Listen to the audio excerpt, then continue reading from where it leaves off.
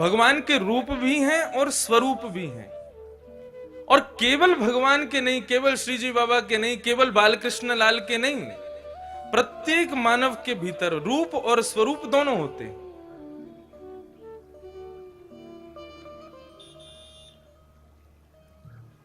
अंतर केवल इतना है, रूप जो होता है वो केवल अपनों के आगे ही प्रस्तुत किया जाता है। जो अपने हैं, जो निजी हैं, उनके आगे रूप प्रस्तुत किया जाता है।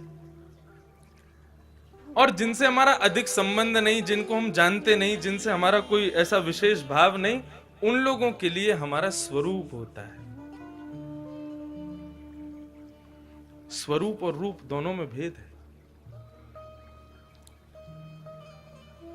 घर में जब आप रहते हैं उस समय अपने परिवार के साथ में जो आपका है वो रूप है, और अपने कार्यकाल में जब आप रहते हैं, अपने किसी कार्य में व्यस्त रहते हैं, उस समय आपका स्वरूप है।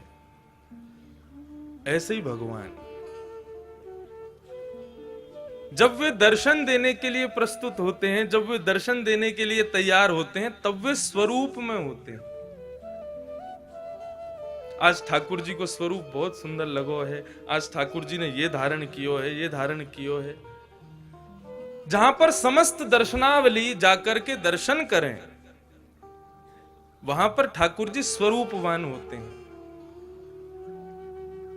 लेकिन जब वही ठाकुर जी स्वरूप का दर्शन दे दे करके अपने भक्त को इतना उन्मुक्त कर देते हैं कि उसको फिर मंदिर जाने की आवश्यकता नहीं, वो जहां विराजे वहीं नेत्र बंद करे, वहीं ठाकुर जी का दर्शन करे।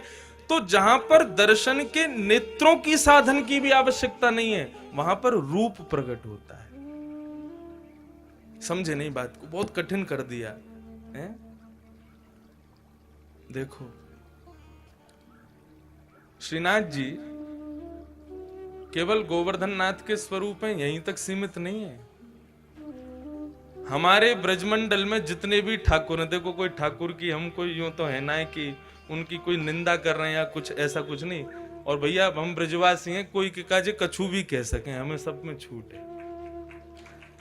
और यहां तो कथा में देखो सहज भाव से ब्रजभाषा आ भी जाए तो, और मैं तो देख रहा हूं कि नाथद्वारा के कई लोग मुझसे पहले दिन से ही, कहा योगेश जी कहाँ गए, मुझसे बोले महाराज जी यहाँ के लोकल लोग तो आते ही नहीं कथा में, और आज इतने लोगों का दर्शन हो रहा है।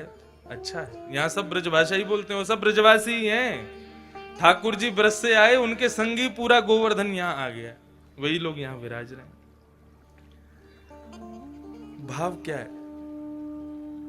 हमारे ब्रज में जितने भी ठाकुर हैं, चाहे वे श्री राधा रमन लाल हैं, चाहे बांके बिहारी जी हैं, चाहे राधा वल्लभ लाल हैं, चाहे श्री गोविंद देव जी हैं, सावधानी से सुनिएगा, वे सब कौन हैं?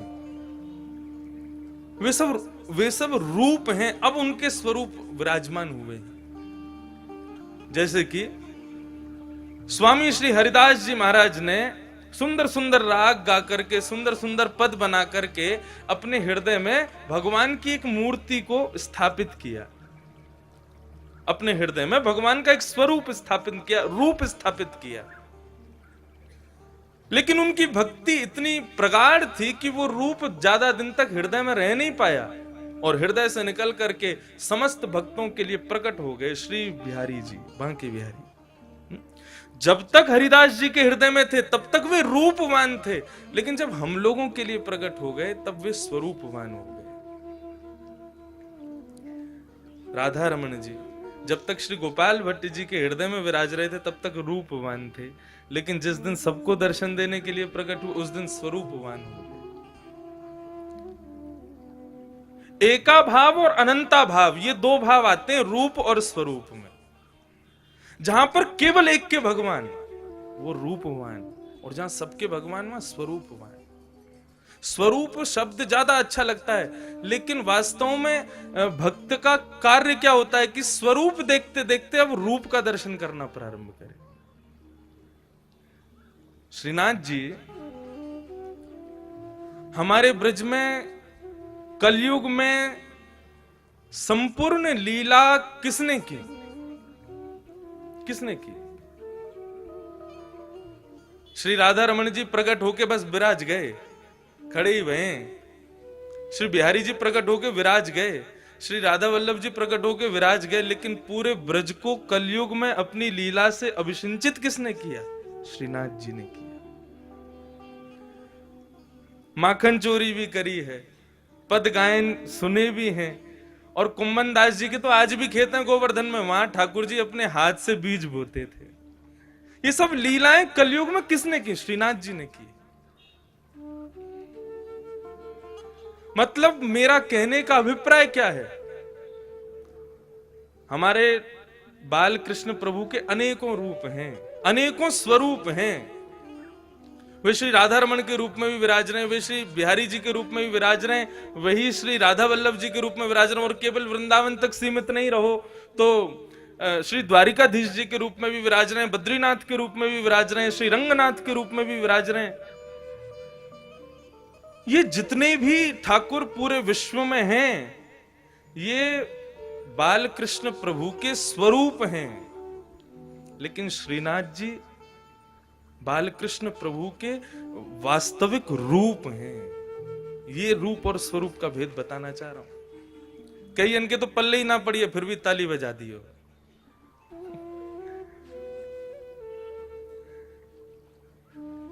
एका भाव मतलब ठाकुर जी वहां पर ये विचार नहीं करते कि मुझे ये नहीं करना, मुझे ये नहीं करना, सब करना। आज पूज्य महाराज जी के साथ में सुबह मंगला का दर्शन करने गए, तो जब बैठक का दर्शन करके निकले तो वहां इतना सुंदर चित्र देखा, महाराज जी के तो नेत्र सजल हो गए। क्या भाव था, क्या चित्र में क्या देखा कि नंद बाबा घोड़ा बने हुए हैं और श्रीनाथ जी उनकी पद्दी पर बैठे। ये स्वरूप नहीं है ठाकुर जी का, ये रूप है। स्वरूप तो यही है, यही में विराज रहे हैं बस। लेकिन यहीं तक सीमित नहीं रह जाएं ठाकुर जी। ये देखते देखते देखते कभी तो ऐसा अनुभव हो जाए कि ठाकुर जी ने अपनी भुजा सीधी करी है, तो समझो अब रूप के दर्शन, अब रूप दिखा है।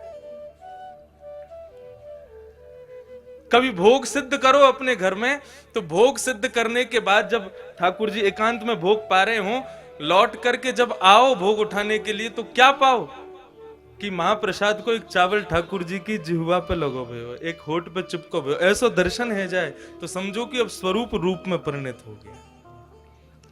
अब स्वरूप स्वरूप का विचार नहीं करता, अब स्वरूप ये भाव नहीं रखता कि मुझे यहीं तक सीमित रहना है। अब वो स्वरूप हमारे सामने भी खुल रहा है। अब उनको ये भाव नहीं है कि भाई ये पराया है, उनको ये भाव आ रहा है कि अपना ही है, चलो इसको धीरे धीरे अनुभव करावें हम।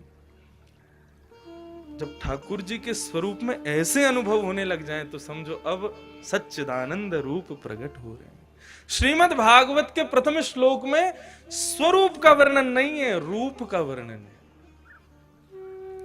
श्रीमद् भागवत कहती है कि शरण में आने के बाद में दर्शन करने जाओ तो स्वरूप तक सीमित मत रखो ठाकुर को, रूप का दर्शन हो।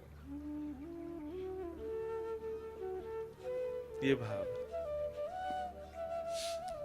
रूप और स्वरूप। मैं अपने कक्ष में अपनी मां के साथ बैठा हूं ना, तो वहां पर मैं लेट भी सकता हूं, मैं पौड़ भी सकता हूं, मैं उनके संग में खेल भी सकता हूं, कुछ भी कर सकता हूं। लेकिन वहीं पर आप में से कोई आ जाए, सोई पटका पहनो, अब ब्यास बन जाओ, अब सीधे बैठो। व्यास जी तो लेटते भी नहीं है, व्यास जी तो बैठते भी नहीं, व्यास जी तो ये भी नहीं करते।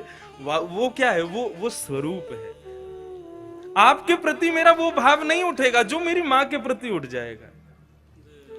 ठीक उसी प्रकार ठाकुर का भाव आपके प्रति वैसा हो जाए कि भाई इसके सामने तो हम कुछ भी कर सकते हैं, तब समझो स्वरूप रूप में परिणत हुआ है। जीवन क्या है, भक्ति क्या है कि आपके अर्चावतार, आपके स्वरूप आपसे भेद दृष्टि नहीं रखे, आपके प्रति यह भाव नहीं रहे कि इसके सामने ये लीला नहीं कर सकता मैं। जीवन पूरा हो जाए और ठाकुर जी वैसे के वैसे ही विराजे रहे, तो क्या भक्ति की हमने। कभी रात्रि में ठाकुर जी को अभी सर्दी का समय, हेना का इत्र वक्षस्थल पर अर्पित करो, चरणों में लगाओ, तो पता चले ठाकुर जी के रोए खड़े हो गए। कभी हुआ अनुभव? और जिस दिन वो अनुभव हो जाएगा, उस दिन संसार का परमानंद आपको प्राप्त होगा कि ठाकुर जी ने अब पर्दा नहीं किया आपसे, हर स्थिति में आपको दर्शन दे सकते।